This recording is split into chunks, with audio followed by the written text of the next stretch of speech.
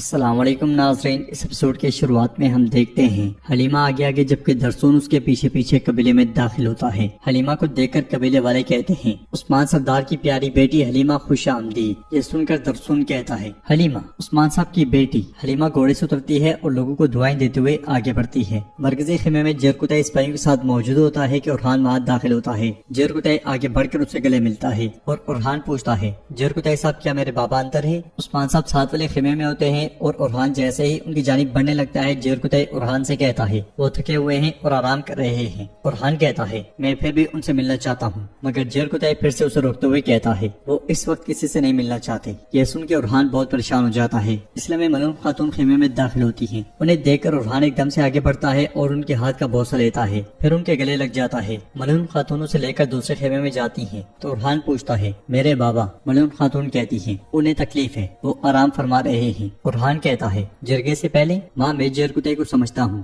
لیکن آپ کو ایسا نہیں کرنا چاہیے۔ ملون خاتون اس سے کہتی ہیں یاد ہے تم سلیمان جتنے چھوٹے بچے تھے؟ پھر اس کے زخم کو دیکھتے ہوئے کہتی ہیں تم نے اپنی اتری ہوئی انگلی کو ٹھیک کیا تھا۔ ارحان کہتا ہے وہ عثمان صاحب کو حکم تھا۔ ملون خاتون کہتی ہیں اس وقت تمہارے بابا کو تم سے زیادہ تکلیف ہوئی تھی، لیکن انہوں نے تمہیں زندگی کا ایک سبق سکھایا تھا۔ بیٹے شکست ایک اتری ہوئی انگلی ہے اور اسے اس کی جگہ پہ لانا تمہاری ذمہ داری۔ ادھر ہم دیکھتے ہیں کہ سرداری خیمے میں تمام لوگ جمع ہو جاتے ہیں۔ اندر عثمان صاحب صدران کے ساتھ کھانے کی میز پر بیٹھ جاتے ہیں اور اللہ کے بابرکت ناموں سے جرگے کا آغاز کرتے ہیں۔ پھر کہتے ہیں میرے صدران، میرے بہادروں، میرے خاندان کے بزرگوں، جس دن سے ہمارے لیے الپ ارسلان نے ملازمت سے ان زمینوں کا راستہ ہموار کیا ہے، ہم نے اسے گھر بنانے کے لیے جنگ لڑی ہے، اس دن سے آج تک ہم ہمیشہ آگے بڑھے ہیں، کیونکہ ہم جانتے ہیں جو قومیں محنت نہیں کرتی وہ مٹ جاتی ہیں۔ ارحان سردار، 9 سالوں سے تم بورسا کے ارد گرد طوفان برپا کر رہے ہو، بہت سی فتوحات اور کامیابیاں ہوئیں، لیکن اتنے حملوں کے باوجود بورسا فتح نہیں ہوا۔ میں نے اپنے صدران کو بے چین بے صبر نہیں ہونے دیا۔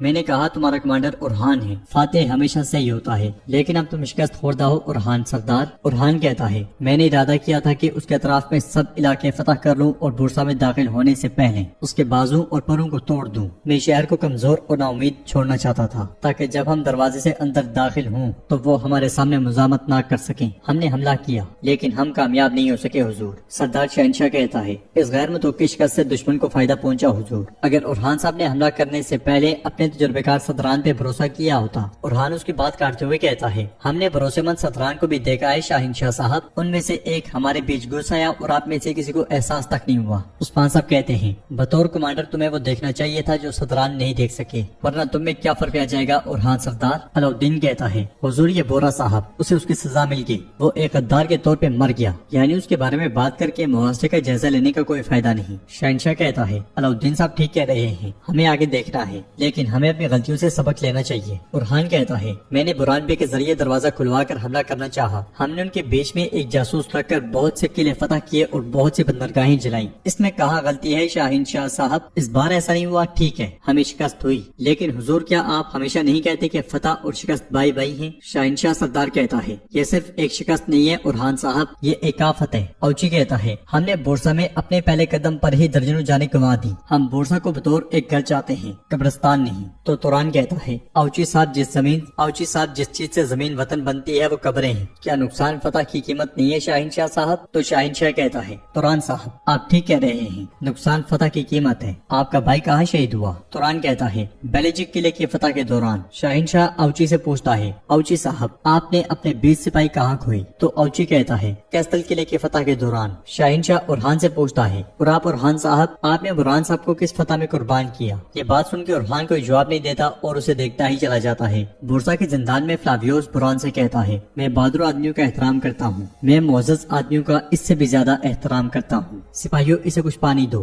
میرے آدمی 2 دنوں سے اذیت دینے کے باوجود بھی تم سے ایک لفظ بھی نہیں جان پائی۔ یہ کہتے ساتھ ہی فلاویوس برہان کو پانی پلاتا ہے اور کہتا ہے تم کم از کم مجھے اپنا نام بتا سکتے ہو۔ برہان کہتا ہے اپنے دشمنوں کا احترام کرنے والے آدمیوں کا میں بھی احترام کرتا ہوں کمانڈر، میرا نام برہان ہے، لیکن تم مجھ سے اس کے علاوہ کچھ نہیں جان سکتے۔ فلاویوس پوچھتا ہے کیا تم عثمان صاحب کے دائنا بازو برہان ہو؟ جب عثمان نے میرے بابا کو مارا تھا تو کیا تم اس کے ساتھ تھے؟ برہان اس سے کہتا ہے مجھے بتاؤ کہ تمہارا باپ کون ہے، شاید میں تمہیں بتا سکوں، میں اپنے سردار کے ساتھ کاٹے ہوئے سروں کو شمار نہیں کرتا کماندار۔ فلاویوس کہتا ہے بافیوس کی جنگ کا کماندار۔ برہان ایک دم سے پوچھتا ہے کیا تم موزالون کے بیٹے ہو؟ بالکل بالکل تم اسی کے بیٹے ہو، تمہاری آنکھیں بالکل تمہارے باپ جیسی ہیں۔ فلاویوس پوچھتا ہے عثمان نے میرے بابا کو کیسے कैसे मारा। इधर दीवान में उस्मान साहब कहते हैं, शाहीन शाह साहब ठीक कह रहे हैं, शहादत की कीमत फतह है। शहीद सिर्फ तभी सुकून से रह सकते हैं जब फतह हो, वरना कीमत अदा करनी होगी। हमने काफी अरसे तक से तुम्हारे साथ बहुत से मैदान में जंगें लड़ी हैं शाहीन शाह साहब। हमने बहुत से हालात में बात की और हमने दुरुस्त फैसले किए,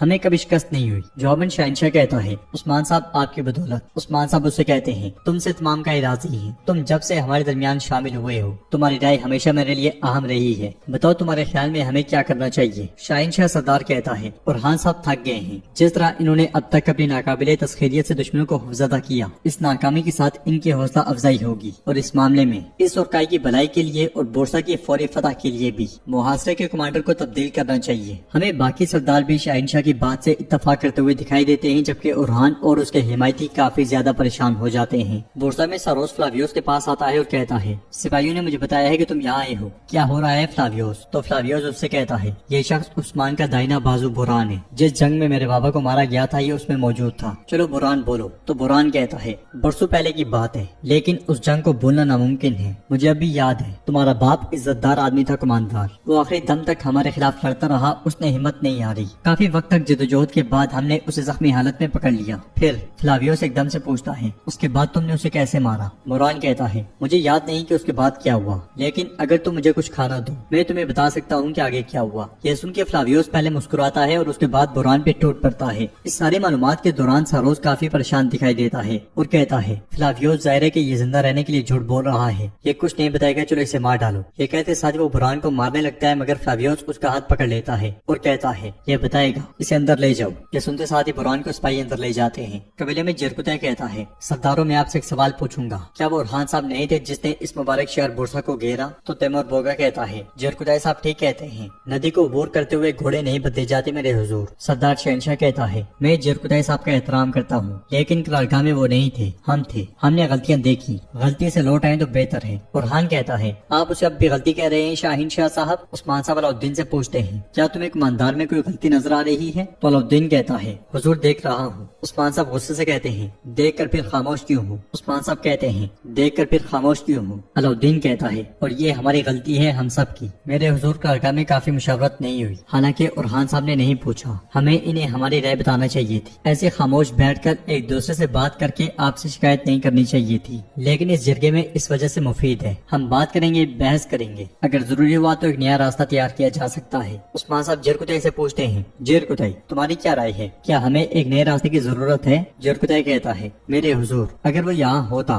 तो मैं और बुरहान साहब कहते कि उरहान साहब जरूर फतह हासिल करेंगे और कामयाब होंगे, लेकिन अगली बार उरहान साहब जरूर बोरसा लेंगे। बाकी जहाँ तक हमारी बात है, हम अपने हुजूर के हुक्म पर अमल करेंगे। शहनशाह कहता है, मैं तुम्हें समझता हूँ जरकुतै, आखिरकार तुम्हारे हुजूर तुम्हारे साथ ही पले बड़े हैं, लेकिन इस वक्त अभी अपने जज्बात को एक तरफ रख दो। हमारे सिपाहियों की उम्मीदों और ईमान मजबूत करने के लिए हमें एक तब्दीली की जरूरत है। औची कहता है, मैं मानता हूँ शाहीन शाह साहब हक पर हैं। नए कमांडर के साथ हम सबको मिलकर बोरसा पर हमला करना चाहिए मेरे हुजूर। उस्मान साहब के पूछने पर सरदार शहनशाह कहता है, हुजूर मैं मुहासे और सिपाहियों की कमान संभालना चाहता हूँ। ये सुनते साथ ही अलाउद्दीन और जरकुतै हंस पड़ते हैं। शहनशाह सरदार मजीद कहता है, मुझे इजाजत दें, उन सरदारान के साथ जिनसे मैं जंग के मैदान में बरसों कंधे से कंधा मिला के लड़ा, हम बोरसा की दीवारों को तबाह कर देंगे। तुरान कहता है, अगर उस्मान साहब हुक्म देते हैं तो उरहान साहब भी ऐसा ही करते, फिर आप में क्या फर्क है शाहीन शाह साहब। तो सरदार शाहीन शाह कहता है, बाज़ंतीन अब किससे डरेगा, हमेशा हर मैदान जंग से उस्मान साहब के साथ शानदार फतह हासिल करके आने वाले शाहीन शाह से, या जिसे उन्होंने शिकस्त दी और फरार हो गए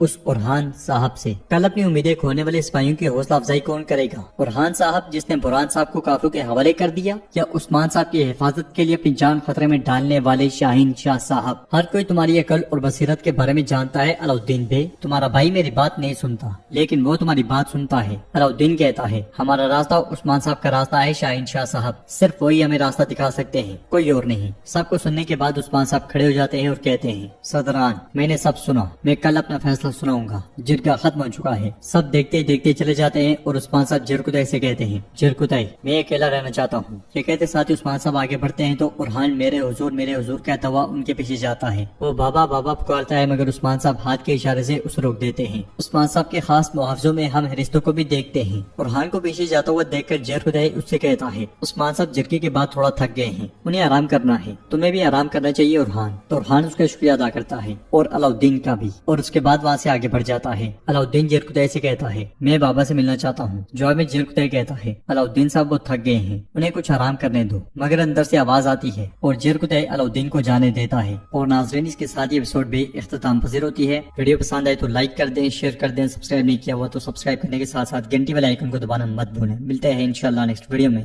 تب تک کے لیے رکھیں اپنا اور اپنوں کا بہت زیادہ خیال۔ اللہ نگہبان۔